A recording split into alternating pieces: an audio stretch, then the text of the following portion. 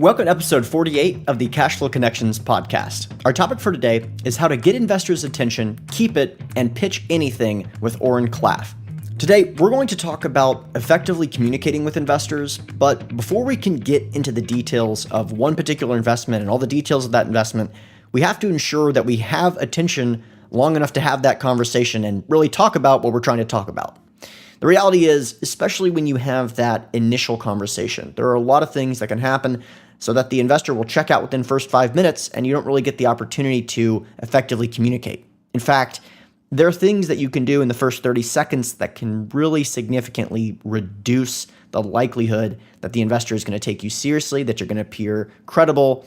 And these are all things that you can really simply avoid, but you have to actually know what to look out for. This is something that's not really talked about a lot. But luckily, today, we have someone as a guest who has literally written the book on getting and keeping a potential investor's attention. So today, we're going to discuss what the crocodile brain is, how it operates, and what you need to do to get past it to actually talk to the part of the brain that understands concepts like IRR, return on investment, or even risk and reward. And we're going to talk about something which is an interesting concept which is almost never talked about in other sales books or presentations or webinars, which is creating a certain amount of tension in the presentation, which actually interests people. Now, you may hear that and think, oh, we're going to talk about some strategies I don't feel comfortable with. This is all done in a relatively playful manner, and the overall big picture conversation is that we all know what's going on, right? If you're trying to pitch someone, if you're trying to raise money for a potential investment, they know that the reason you're there is to talk about that, and that's totally okay. The key is, in order to get someone's attention, sometimes you have to use certain strategies which will elicit certain responses, which will put you in a good position. And I think you'll hear from the conversations, it's all done in a very playful manner, but it can be very, very effective as well. There are so many little golden nuggets of overall conversations and selling in this conversation that I think you should really take a listen to this, implement a lot of this right now. And as you start to develop, implementing these different strategies, you can feel much more comfortable with it. I think your business is going to grow significantly.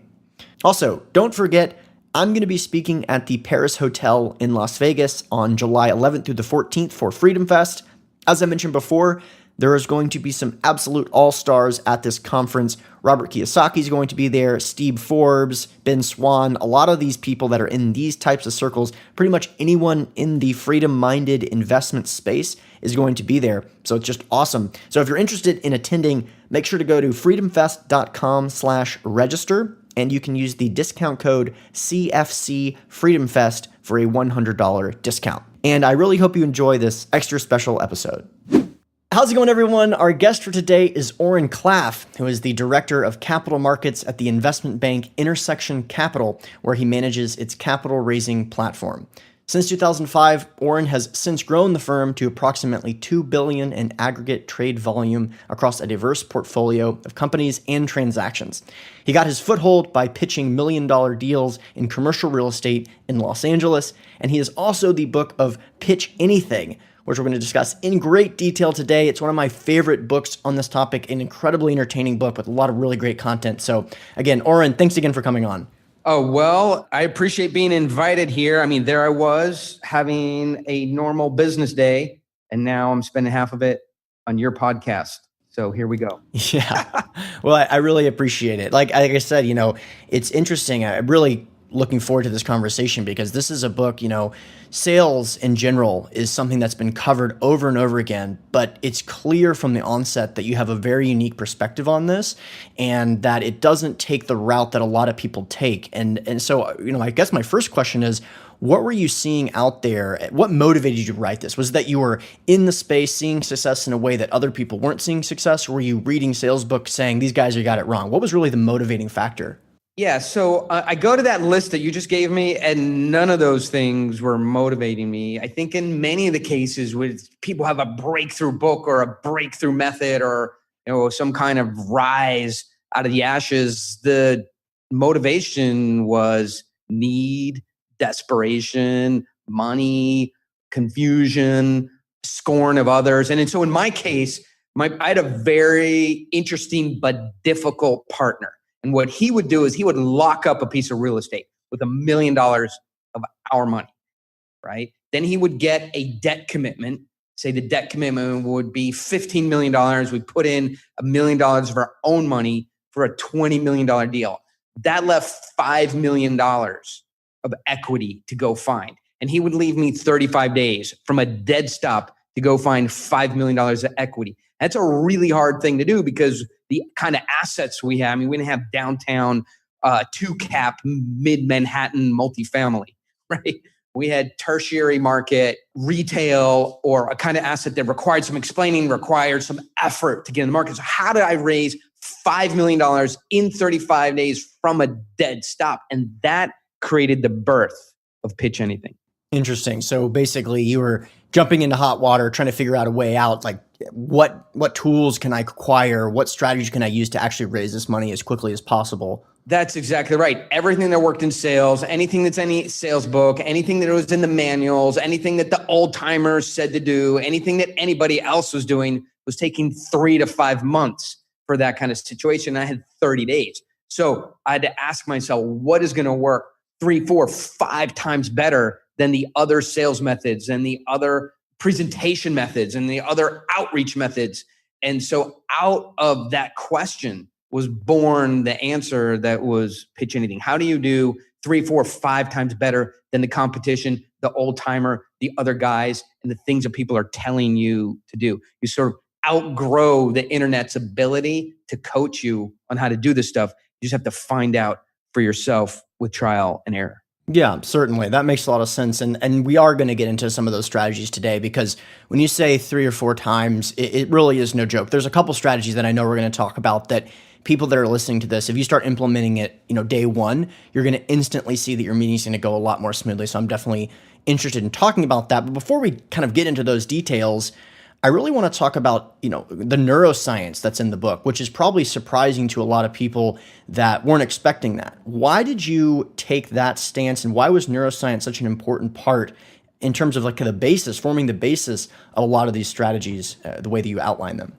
So here's the thing. I mean, this is something I didn't discover by myself. Somebody had to show me, but all the sales books, all the videos, everybody says, the mind of the buyer. How do you get this information into the mind of the buyer? How do you get the buyer to decide? How do you influence the psychology of the buyer? And when I talked to a cognitive psychologist about how to get information into the mind of buyer, the cognitive psychologist said there is no mind. Like if you dissect somebody, there's no mind, right? There's no soul, there's no conscience, there's nothing you can physically touch. You just have brain, and the brain processes information. And you don't understand, Oren, how information gets into the brain, what it does in there, and how it moves into us. That information becomes an influence that causes someone to decide to work with you. There is no mind, there is no soul, there is no consciousness. There is only the physical properties of the brain. And so I said, what are those physical properties?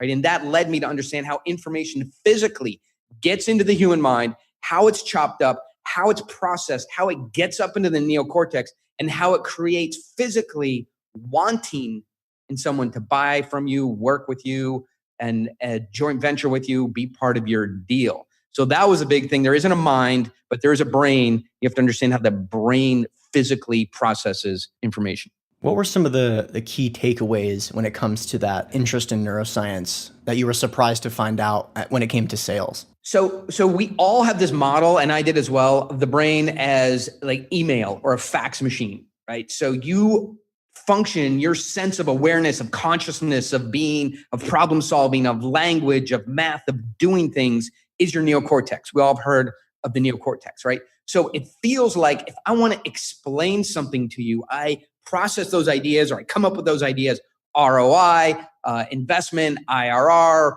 geography, type of asset, how it's managed, track record, all those kinds of things exist in the neocortex. And I form all of those into a story or a set of ideas.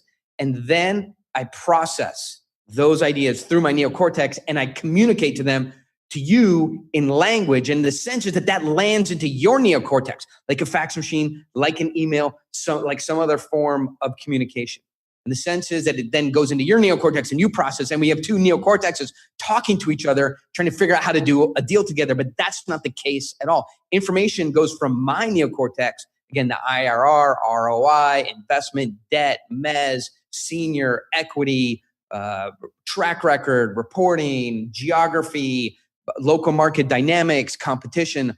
All of that comes out of my neocortex and goes to a very different part of your brain initially that doesn't understand any of those things. It doesn't even understand language very well. So once I understood that my ideas go to a part of the brain that doesn't care about ROI, IRR, or me, or anything much at all, then I started to understand how to package information to move through the brain of another person so they can understand it and want it. And so, I know what your next question is. So where does it go? So if you think about it, the human mind formed into three basic components over millions of years.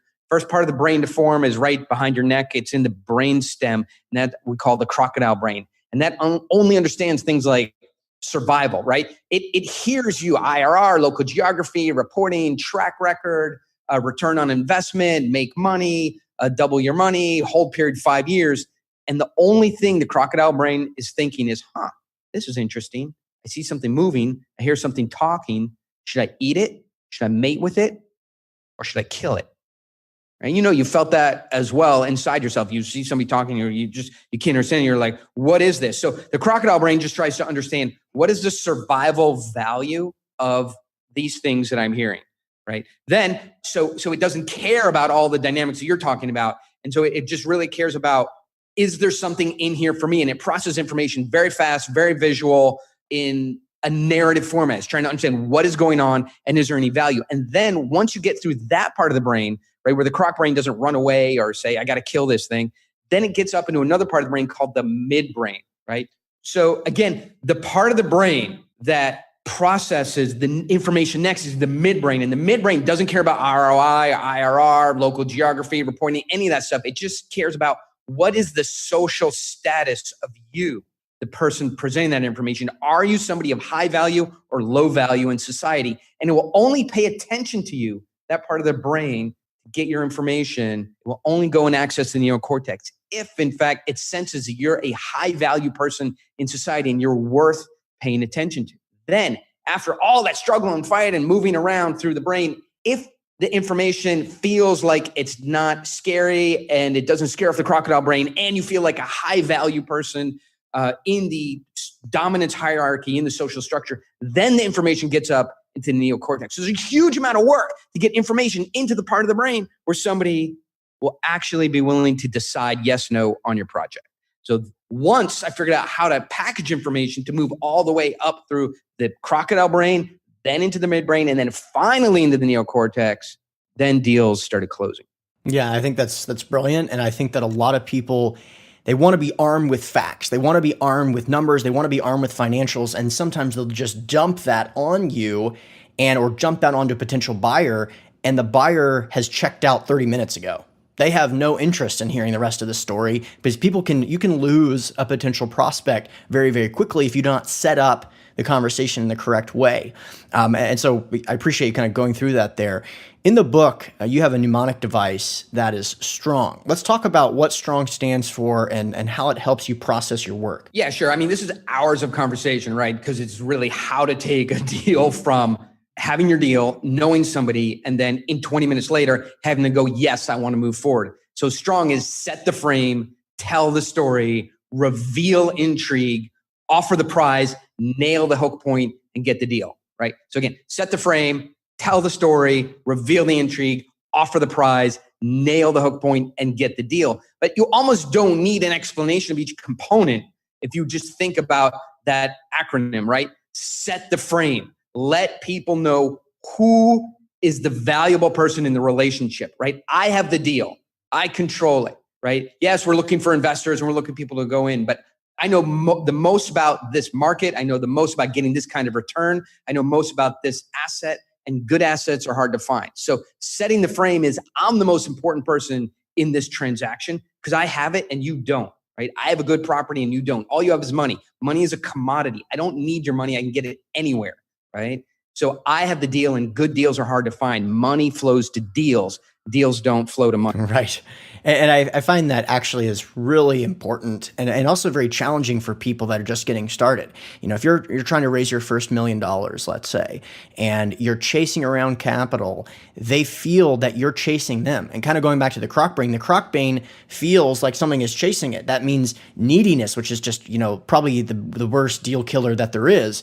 But more importantly, if you can position yourself kind of what Oren is outlining there, which is the truth, which is that if you have access to quality deals, that is the rarity. That is the diamond. That is what every bit of capital that's out there, the trillions of dollars that are out there, they're trying to find those good deals. I mean, why do you think bonds are one of the most highly purchased financial assets? Because it's hard to allocate capital. So you can remember that in your mind and set up the frame appropriately with that in mind, you're going to have much more success. Well, let me jump in there. Not just bonds. How about German negative interest bonds, right? There you go. Exactly. So I can't find a good deal. So I'm just going to get a bond where I lose a little bit of money until I find a good deal. If you have a deal and you're a good person and you're credible and you know more about this market and this asset class and this deal and the competition and why it's going to work and the story about it, and you're deep in it, you're the most valuable person that an investor can talk to today. And understanding that is one thing, and communicating it is a second. And that's called setting the frame, making sure that we're not supplicating, we're not begging, we're not asking, we're not chasing, but we're communicating clearly. I have it and you don't. In order to get it, you got to ask me if you can get in my deal, and you got to give me money. If you indicate that you're going to be difficult to work with, if you indicate that you're going to be a difficult investor, or after you invest, we have to do a ton of extra reporting we're not used to doing. If in any way you want to lower our margin, you want to slow down our process or be difficult, I'm out, because I have a good deal and I don't need someone like you. I need a good investor, easy to work with, fun to be around, does a diligence on a speedy basis and gives me a yes or no. That's who I'm willing to work with, right? That's setting the frame.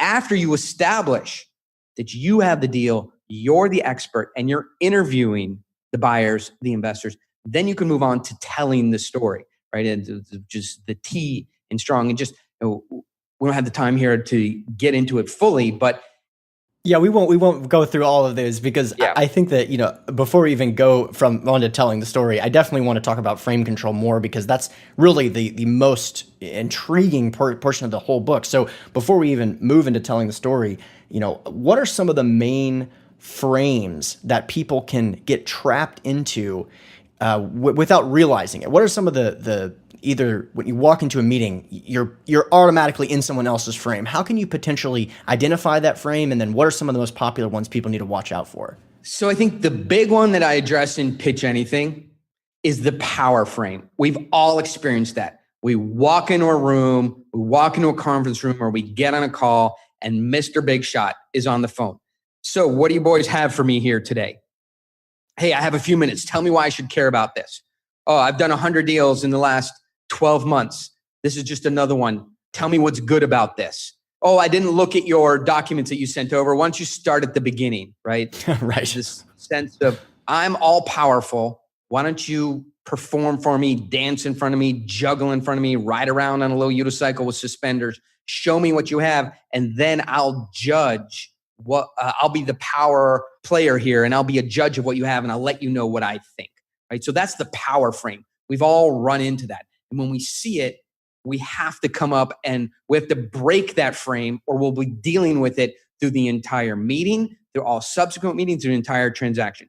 Have to shut down or break the power frame when it comes up. And so one thing is, it's not in the book that I've learned subsequently, is when somebody feels powerful around you, three things happen physically. One is their focus and their vision narrows to a very, very small amount of information. So their vision narrows. Number two, they only see you at a very surface level, okay? And then the next thing is they take unnecessary or extraordinary or unexpected risks around you. So they might check their phone, might take a phone call, might search eBay for Jeeps while they're listening to you, right? And so that's what happens when you allow the power frame to persist. People have a very narrow line of vision. They only see you on a cursory basis, and they take risks around you they otherwise wouldn't take if they saw you as more powerful. That's why you have to break the power frame.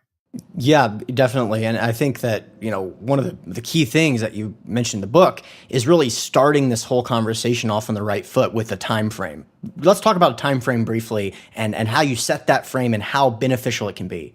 Yeah, sure. I mean, a blind man in the dark, a 9-year-old from Ukraine, somebody who just swam up from the lost city of Atlantis can understand this, right? So time frames, we're all familiar. Hey, what's the time frame? We might say that every single day, right? How much time do we have for this meeting? But when it comes to working with a buyer or an investor, we feel more hesitant about setting a time frame, right? There needs to be a time constraint on the overall making the investment, right? So if you're a startup, right, a tech startup, and you're doing an app, a dating app for grandmothers, right? And you're going to meet with an investor. Well, you're not going to work with an investor on a $200,000 investment for a dating app for grandmas for a year, right? Somebody else will come out with it. So now you have some sense of timing. Well, probably for an early stage company, 30 days is the right time constraint to be willing to work with an investor. If they can't make up their mind in that amount of time, you're an early stage company, moving fast, lots of competition, need to develop it,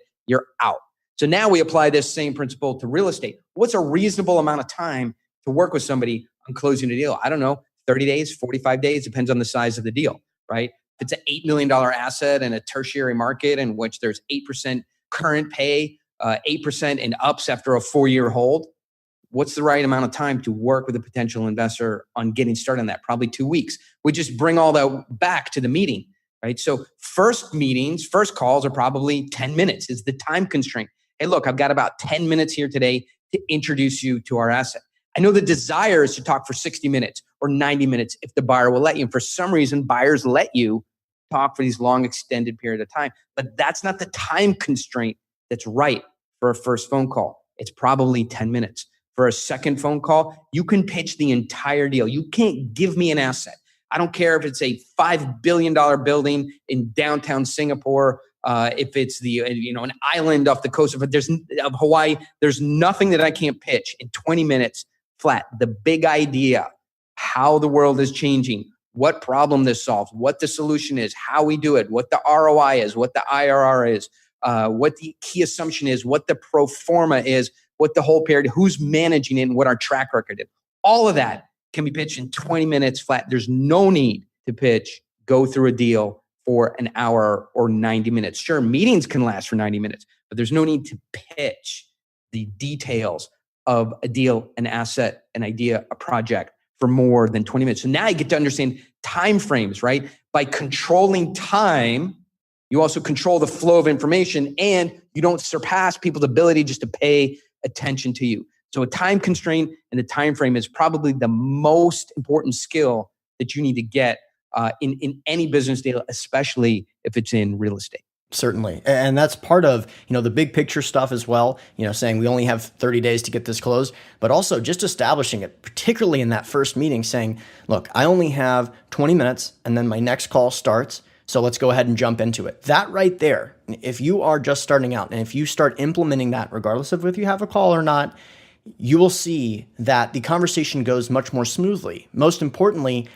the potential buyer, potential investor doesn't feel like they're locked into some endless pitch. And that's really the most important thing. They know that you have more investors that are available, which is great for you and your credibility, but also they don't think that they're locked into some endless nightmare. Now, one of the things that you may hear when you're starting this thing, okay, I've got 20 minutes, we can go ahead and start. And they may say, okay, well, I only have 8 minutes. What are you selling? Oren, what do you say to that when someone says that? Yeah, so this is frame control, right? Because if you think about it, whenever you're in the moral right or you're acting professional and somebody puts some strain or stress on you, right? You can always frame their behavior or call out their behavior as weird, unusual, and you're not sure what's going on, right? So for example, if I go, hey, listen, we've got a multifamily asset in a tertiary market in Hawaii. It's on Maui, but not on the North Shore. And it's pretty interesting. I can run it through the big idea, how we got it, how we underwrote it, what the assumptions are, what the pro forma looks like. I can run you through the whole thing in about 20 minutes or less. And somebody goes, I've only got 9 minutes, right? Well, in reality, to fully understand a real estate asset, 20 minutes is moving pretty fast. So I would say, oh, that's interesting, right? Mm-hmm. Everybody else in the world, it takes 20 minutes to 60 minutes to underwrite in their mind, understand an asset. Are you an expert in this part of Hawaii? Do you underwrite in 9 minutes? Are you a mathematical genius? What's going on with you that the whole world takes 20 minutes to understand a deal, but you can do it in 9 minutes? Tell me a little bit about yourself. I'm interested to hear what's going on. Yeah, absolutely. And you will hear quickly that they are caught off by this, because if they're doing this kind of stuff, they're totally expecting you to just start and just to speak at 1.8x speed, which is a terrible idea, to rush through your presentation. So that awkwardness will make them rethink that, and it'll probably make them respect you a bit for knowing that that's odd. And they usually accept your frame, which is the 20-minute call. Isn't that correct? Absolutely. They'll walk back that position. The reason they're saying that is I'm not used to being in possession or being in front of or having professionals communicate to me. Boom. So what they're saying is I don't have all day, right? Just run it by me in 9 minutes. I understand this stuff basically. If I'm interested, I'll let you know, right? And so once they have a sense that you're a professional, you know how to manage time, you know how to describe a real estate asset fully, and that you can communicate the upside, the downside protection, the local market, the key assumptions, and the pro forma in the right order, then they'll say, yeah, I'm very interested in it. They're not saying I only have 9 minutes. They're saying, I don't want to spend my time the next hour hearing all kinds of randomly assorted details about some piece of real estate. So they'll walk back and they go, oh, you're a professional? I certainly have 20 minutes for that. Right. Now, we've kind of touched on this briefly. It's really an underlying theme of the whole book and a lot of these strategies, but pricing is something that you talk about. Briefly describe what that is and some examples of how you may do this during your pitch. Yeah, well, why don't you briefly describe pricing? Let's hear your version of it. Hey, if it's okay, we're at the 30-minute mark. I'm going to take over this interview. So I've heard you talk quite a lot about pricing, and I'm very interested to hear the thoughts that you've developed on it, because it's obviously something you're using effectively in your day-to-day selling and business. I like that frame control. And so, generally speaking, pricing is really understanding, number one, why the conversation is taking place. People do not take calls because they're just interested in talking to random strangers. So in the event that I'm on a call with someone, it's because they have an interest in investing somewhere outside of the stock market, and most notably in real estate. And so if you take a moment to realize that, they're not doing it for fun, they're not doing it because you're friends, they have an interest in some type of alternative investment in real estate. So particularly when I'm talking to people that are just getting started, it's important to notice that you have the prize. You are the prize. Like I said earlier, there's trillions of dollars out there. You have access to that, these unique opportunities, and making sure mentally that you're prepared for that is really going to set the entire conversation up. That may not be the technical definition of it, but that's certainly how I think of pricing. Remember that you are the prize and never being needy in a business meeting. Well, I think that's right. Let me expand on that a little bit, but that's right down the center of the fairway. You get on the phone call with a potential investor or buyer. They're not paying you. You're investing your time into helping them out. You are the expert in this. As I said before, you know more about this. You know what's a good deal, what's a bad deal, how to invest for certain kinds of objectives, right? In some sense, you're a wealth manager, right? You're the expert, and they don't know what to invest in. They don't have the expertise to analyze the kind of asset that you have, and you're helping them out. And pricing is establishing yourself as the prize, not the buyer. We're not going to run around and fetch another rock and chase things around and help this buyer out unless he recognizes we are the best in the world or one of the best at what we do. We're extremely helpful, and we are somebody that the buyer should want to spend as much time with as possible to understand how to spend their money. So for example, just the most basic level price, instead of saying, thank you, Hunter, thank you, John, thank you, Tim, thank you, Susan, for taking this call. I'm really excited to tell you about the properties that we have on offer. Instead, you could just say, hey, I'm glad our calendars finally matched up. We're super busy. This is our third asset in this geography and in this category. and we're extremely busy filling the investor demand for it. I'm glad I could take some time out of my day, matches up with your calendar. We could talk a little bit about it. And then I can tell you a little bit about, I can invest a little bit of my time telling you about the asset. I can give you a little bit of time to ask some questions. Here shortly, call in half an hour, we can figure out if there's enough overlap between what we're doing to try and move forward.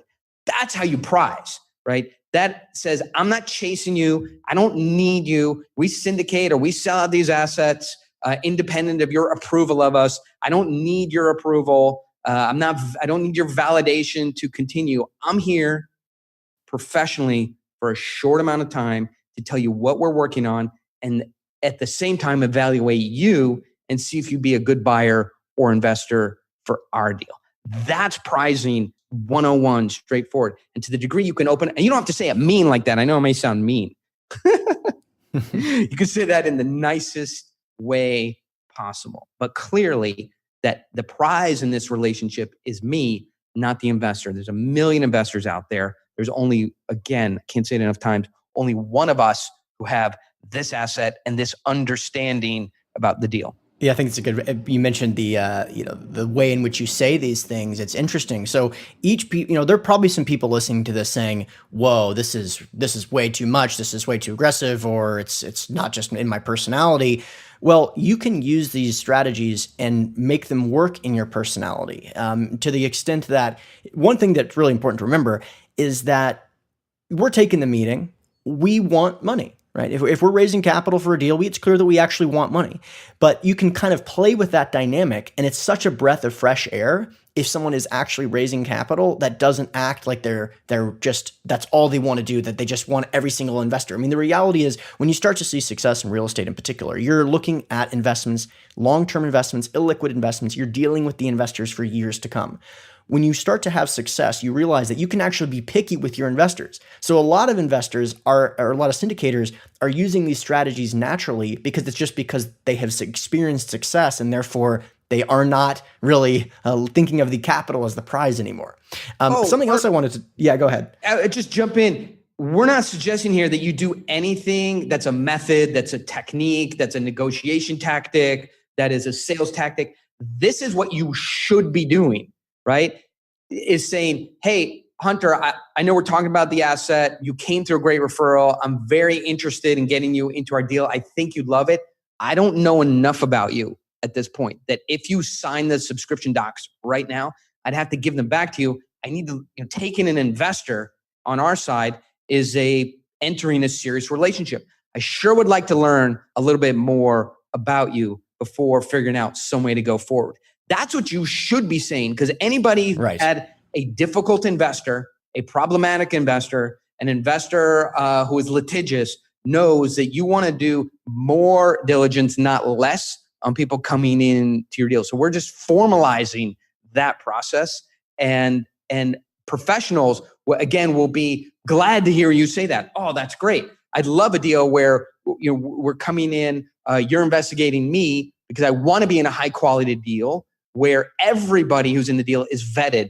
And so the suggestion is just to, again, formalize, professionalize, and do it at the correct time. But these are all things, if you're in any kind of deal, you should be doing anyway. Yeah, I agree with that. And something else I wanted to touch on is that a lot of listeners may be listening and saying, okay, this may work for typical mom and pop accredited investors, but this isn't going to work on Wall Street. This isn't going to work on Silicon Valley, where people are super analytical. They want to see the numbers. I can tell you this, nothing could be further from the truth. It's actually the opposite. It is people that are in Wall Street, people that are in Silicon Valley that are used to doing a lot of deals and used to being pitched frequently, that are more difficult to get through that first part of the brain, the croc brain.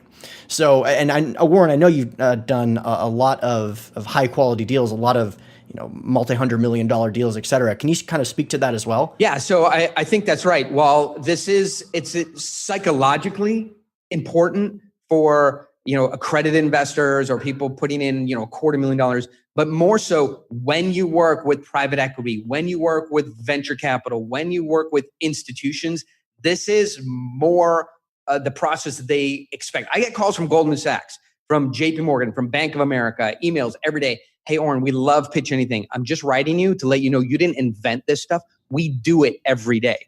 Right? So Right. I'm not claiming to have invented it. I'm claiming to have written it down. So this is not an invention. If you wonder what happens at Goldman Sachs when they're doing a $100 million deal, when they're doing a $1 billion fund, it is these things that I wrote about in Pitch Anything exactly. I'll tell you a little story. We were funding a company, $30 million, a tech company out of Los Angeles. And we were in Boston with an investor, and the CEO had just pitched the deal. And I felt like it was a little bit pitchy. It was a little bit needy. He went off the script that I gave him a little bit. And I jumped in and I said to the investor, I think this is a good time for us to slow down a little bit.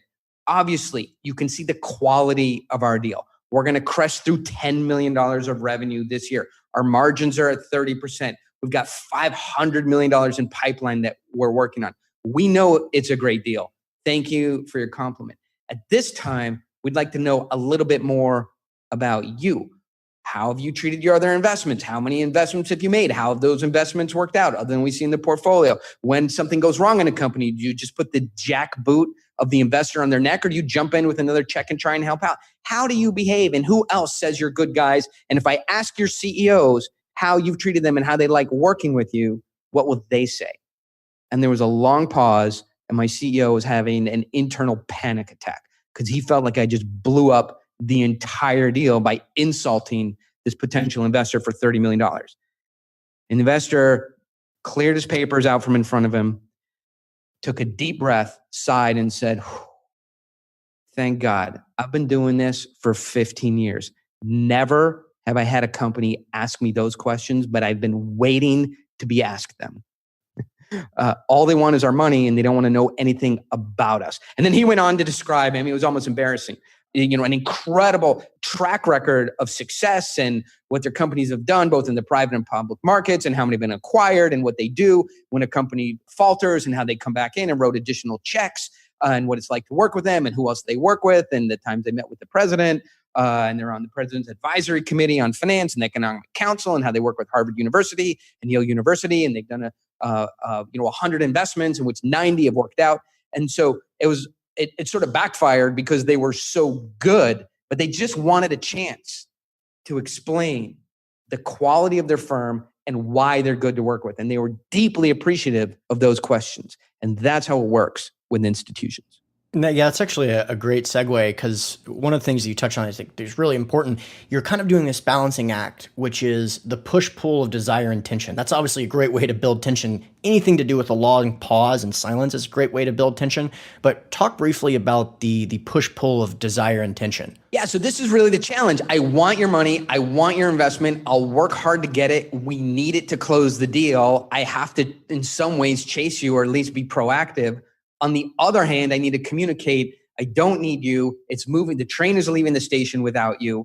You're interesting, but you're not essential. And I need to learn a lot more about you before I'm willing to take your money or let you invest. And those are two sides of the pancake, no matter how thin it is, right? And so how do you manage and how do you communicate those twin dynamics? And so I've found over the years that you can almost communicate it with clarity. Say, listen, I'm really interested in this deal. I like you guys. You're straight down the middle for our deal. And I think if you were in, you would really enjoy working with us. And obviously the returns we have are a great fit for you. However, I also have some concerns, and there's some things I need to get over, and some things that I've noticed about you guys that I want to discuss openly, right? And so without clearing those up, as much as I want to do this deal and I'm excited to do this deal, and I think when we work together, without clearing those things up, I don't think we could be friends. We could, because clearly there's a fit here. We could send each other Christmas cards. We could play football at Thanksgiving, whatever the case is, but we might not be right to work together. And so for me, the more sophisticated you are at the push-pull, or letting people know that you want to do the deal, but you're not going to do the deal, you can start to use all kinds of language around that. So I might say, hey, listen, I'm not going to do this deal for you, right? I'll do it with you. I'll work as hard as you do, but not harder. You have to want it. You have to work hard, and you have to appreciate the relationship. And on our side, we'll do everything we're supposed to do. And we won't stop when we're tired. We won't stop because it's Friday at 5 o'clock when there's something done. We'll stop when the job is done. But on your side, you also have to participate. And I need to learn. We have all our collateral. We explained to you the deal. We've got a track record. We've shown that I need to learn a little bit more about you in context of what we're doing so we can be peers and we can work together in this deal. So there's all kinds of language like that you can start to use to communicate. I want the deal, but you can't have it until we're further along together. And by the way, that further along can happen by the end of the meeting. But if you don't introduce that aspect, then somebody just feels that you're chasing them, that it's sticky, it's sweet, you're needy, and that they want to go away and think about it. The reason people say, this is very interesting, I want to think about it, is your neediness is triggering that behavior. If you eradicate the neediness, they're much more likely to want to try and become your peer and do a deal with you. Makes sense. You mentioned neediness. It's obviously the number one deal killer. What are some strategies people can use to completely drop this from their language, drop this from their conversations? Yeah, so I think first we have to understand what neediness does. So if you think back maybe 150,000 years ago when commerce just started, or think 200,000 years ago, 150,000 years ago, it was just the beginning of sort of transactional commerce. But basically, everything was scarce, right? If you had an axe, that was maybe like the one thing you got in your life. So you might have an axe, right? Or some kind of tool. You might have a little bit of fire, and maybe you had a woman and a dog, but that's basically all you had.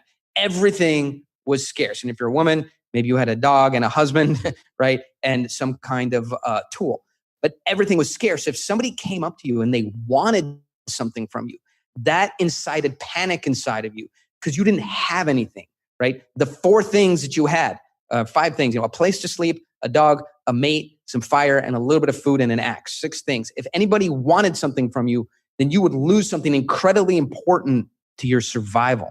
And that's where neediness came to trigger fear, panic, and scarcity. So anytime you want something from somebody, it triggers those ancient emotions in them and makes them unconsciously, and they're unaware of where that emotion is coming from, but emotionally afraid of you, and they want to go away. So whatever way you do it to eradicate neediness, it's got to be done because neediness creates fear. Neediness kills deals. Neediness scares people away. And so to your question, how do you eradicate neediness? I mean, there's a million ways to do it. We talked about some here, is understanding I'm the best at this kind of deal. I'm the best at Midwest self-storage in tertiary markets where there's an 8 to 12% current pay yield. Nobody does that better than me. That's the first step to eradicating neediness, is knowing that you're the best at what you do, and the investor has the opportunity to spend time with you, and that you can take that away if they don't behave well. I mean, I think I cover it in great deal in Pitch Anything. So if you want to learn more about neediness, that's probably the first stop. Yeah, definitely. And I'm a huge proponent of the book. Everyone that's listening, you should check it out. It's a complete 100% you should listen to the book. It's incredibly entertaining and very educational. So before we jump off, Oren, I'm definitely interested in kind of hearing where you're seeing a lot of the opportunities right now. I know that you're seeing deals on a regular basis. So is this something where you're thinking that real estate is still a really valid option? I'm not sure where the market is or where your perspective of the market is. What are your thoughts on the deals that are coming across your desk on a regular basis? Yeah, so I think, I see the juiciest stuff. So it's hard for me to answer that. I mean, I have a great name. I've done a huge amount of deals. I have access to capital. We deploy capital ourselves. And I have a good team, and I'm in California. So I might not be the greatest person to ask because, I get let into sort of Bay Area multifamily deals, which you can't screw up. Houston, Austin, Dallas, self-storage, in which there's continuing need for it. Yeah, I get into those things, and so my sense is that where I see some opportunity that's not obvious is infill Bay Area office, right? So if you think about this trend of everybody just needs a little bit of office space, and that's what's made WeWork a huge deal. But you can, for my mind, and this is a trend I'm seeing, you can burn out the utility of a WeWork space and actually need a little bit of space on your own where you can bring a client and you're not bringing them into, a WeWork space with beanbags and cappuccinos and kids throwing paper airplanes and all that kind of stuff. So small space for mainly remote working companies who can come in and meet clients somewhere decent in a space they call their own and not break the bank on that space, I think that's a good opportunity. Awesome. Well, I'm definitely interested in having you on more to talk about more specific real estate stuff. Other than that, do us a favor and let us know some of the ways that listeners can find more about your book, your firm, other things you offer. Yeah, so here's a problem is I set up our website maybe a couple years ago, and when you sign up at pitchanything.com, we give away a huge amount of stuff. Today, it's not because my name is so well known, we don't really need to give away that many pitch decks, that many scripts, that much material. But we don't have the time or the staff to take it down. So for the moment, I would jump over to pitchanything.com. I would register and scrape all the information that we give away right now, because really I shouldn't be giving that much stuff away. Pitchanything.com. Awesome. Well, Oren, thanks again, man. I really enjoyed the conversation. All right, Hunter, I appreciate it. And as a wrap up, we have on cue a UPS truck pulling up and making a huge amount of noise. Awesome. Thanks again, man. Okay, terrific. All right, listeners, thanks for checking out the episode. As always, the contact information for our guest will be available in the show notes page, which is hosted on SoundCloud, iTunes, and Stitcher. Don't forget, if you want access to some of the free goodies that I'm talking about at the beginning of these episodes, like free ebooks, weekly investor emails, and articles about some of the most important investment-related topics, make sure that you have created an account with CFC, because this stuff is automatically available. You can do this by going to cashflowconnections.com and signing up as an accredited investor. Of course, if you have any questions, feel free to email me at hunterthompson@cashflowconnections.com. Thanks again.